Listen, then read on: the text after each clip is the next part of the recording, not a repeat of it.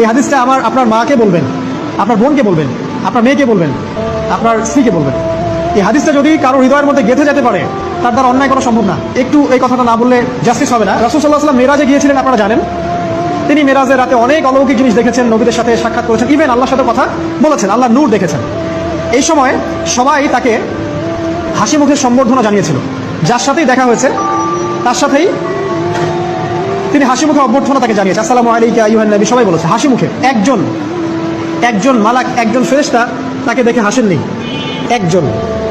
তারপরে কি জানেন, রাসূল সাল্লাল্লাহু আলাইহি ওয়াসাল্লাম অবাক হয়েছিলেন। তিনি বলেছিলেন যে ইয়া জিবরিল, ওর চেহারাটা এত গম্ভীর কেন, সে আমাকে দেখে হাসছে না কেন, তার মুখে হাসি নাই কেন?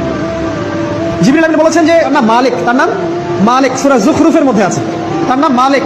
যেদিন থেকে আল্লাহ জাহান্নাম সৃষ্টি করেছেন সেদিন থেকে তাকে জাহান্নামের দায়িত্ব দিয়েছেন, অর্থাৎ জাহান্নামের হেড অফ ডিপার্টমেন্ট, ইনচার্জ। সেদিন থেকে তার মুখের হাসি উঠে গেছে। আমরা দোয়া করি আমরা যেন তার সাক্ষাৎ না পাই।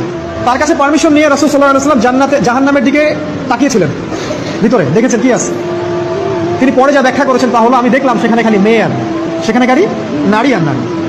এই হাদিসটা আপনার মাকে বলবেন, আপনার বোনকে বলবেন, আপনার মেয়েকে বলবেন, আপনার স্ত্রীকে বলবেন। এই হাদিসটা যদি কারো হৃদয়ের মধ্যে গেঁথে যেতে পারে, তার দ্বারা অন্যায় করা সম্ভব না।